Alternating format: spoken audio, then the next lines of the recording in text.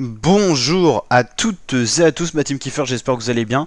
Aujourd'hui pour cette nouvelle vidéo, on se retrouve pour le résumé complet de l'étape 18 de la Vuelta 2022. Étape 18 qui revient la ville de Trujillo à la ville d'Alto de Piornal. Une étape donc de montagne pour un total de 192 km, 3 ascensions au programme. Donc on avait vu la présentation complète de cette étape. On a une échappée qui s'est créée dès les premières heures de la journée avec pas mal de bons coureurs, notamment Richard Carapaz, Thibaut Pinot, Robert Gesing, la Jumbo qui essaie de se ressaisir après l'abandon de son leader Primoz Roglic, pas mal de très bons grimpeurs, et là on est dans l'ascension finale qui était quand même assez roulante, 6-7%, et là on est sur le groupe des favoris, il n'y a plus grand monde comme rescapé de l'échappée, là c'est Remco Evenepoel qui attaque, à savoir que Enric Mas a essayé d'attaquer 2-3 fois au pied du col sans jamais distancer Evenepoel, c'est pour ça qu'Evenepoel tente également sa chance, là il attaque à 2,6 km de l'arrivée, il y a toujours des rescapés de l'échappée devant, on va aller voir justement leur identité, alors ça c'est les coureurs lâchés du groupe maillot rouge, notamment Thibaut Pinot qui était dans l'échappée du jour. Il y a des leaders comme Miguel Angel Lopez qu'on reconnaît bien ici, ou encore d'autres coureurs qui accompagnent ici. Rigoberto Urán est là et il lance une petite attaque pour voir s'il peut aller s'imposer une deuxième fois.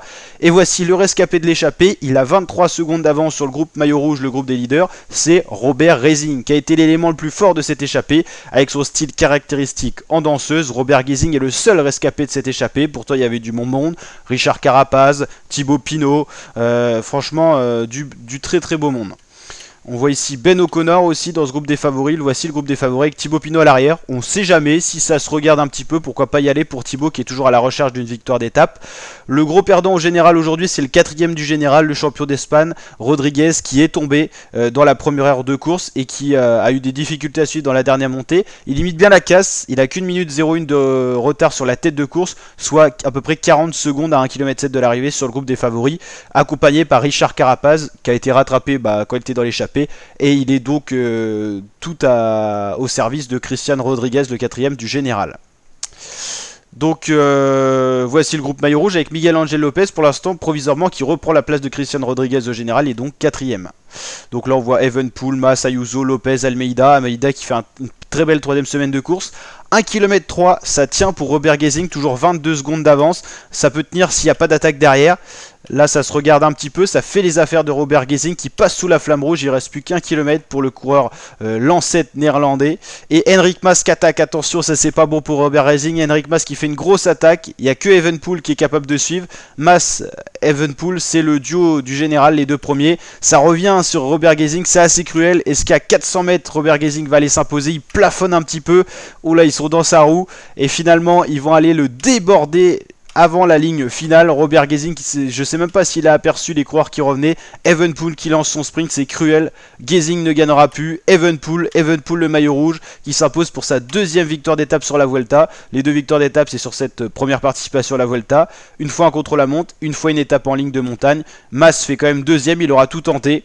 Une étape qui se finit à 40 km/h de moyenne. Triste troisième place pour Robert Gesing qui a certainement rêvé de la victoire. Voilà les autres coureurs qui arrivent avec notamment Thibaut Pinot, Arensman dans ce groupe-là, un coureur de la Bahreïn Merida, Evenepoel qui savoure sa victoire. Là c'est les petits leaders par exemple de la Intermarché. Richard Carapaz suivi de Christian Rodriguez qui limite la casse, l'Espagnol avec son maillot déchiré. Et voici le vainqueur du jour. On va aller voir justement les classements. On va réactualiser tout ça. Classement de l'étape. Donc Evenepoel s'impose. 2 secondes d'avance sur Mas et Gesing. Hindley fait 4. Arensman 5. Pinot 6. O'Connor 7. Ayuso 8. Angel Lopez 9ème. Il va gagner une place au général. 10ème Almeida. C'était Luis Menches, le coureur de l'Intermarché qu'on a vu. Et pour la Alpecin, celui-là qu'on n'avait pas identifié, c'était Xandro Meurice. Pour le général, Evenepoel est toujours premier avec 2 minutes 07 d'avance, avance confortable sur Enric Mas. Ayuso est toujours 3ème sur le podium à 5,14. Attention au retour de Miguel Angel Lopez, qui est quand même un coureur d'expérience. Carlos Rodriguez a un peu craqué, les 5ème à quasiment 1 minute de Miguel Angel Lopez. Joa Almeida 6ème, Arensman 7ème, O'Connor 8ème, Urán 9ème et Hindley 10ème. 11ème, ça sera dur d'aller chercher la 10ème place et le top 10 pour Menches, Polang 12ème et Valverde 13ème. Valverde qu'on voit très peu sur cette Vuelta, le vétéran qui est pas trop à la fête, il est à l'ouvrage. Le maillot vert toujours solidement sur les épaules de Mats Pedersen. Le meilleur grimpeur c'est Richard Carapaz, tout simplement parce que Jevine a abandonné. Maillot blanc meilleur jeune c'est Evenepoel, donc porté par Juan Ayuso, et meilleure équipe UAE Team Emirates. Oui, si on va voir les abandons de la Vuelta 2022, on va retrouver Jevine, c'est dommage parce que sinon il aurait remporté le maillot quoi. On va aller checker ça. Voilà, Jevine hein, qui a abandonné tout simplement. Alors est-ce que c'est en raison du Covid, tout ça, je sais pas trop, n'hésitez pas à me le dire en commentaire. En tout cas, ça se rajoute à tous les abandons et tout ça qu'il y a eu durant cette Vuelta. Il y en a eu de nombreux. Hein. Il n'y a plus grand monde sur cette Vuelta en 3ème semaine de course. N'hésitez pas à liker la vidéo si elle vous a plu, vous abonner, activer la cloche et je vous dis à très bientôt ma team pour de prochaines vidéos. Ciao ciao.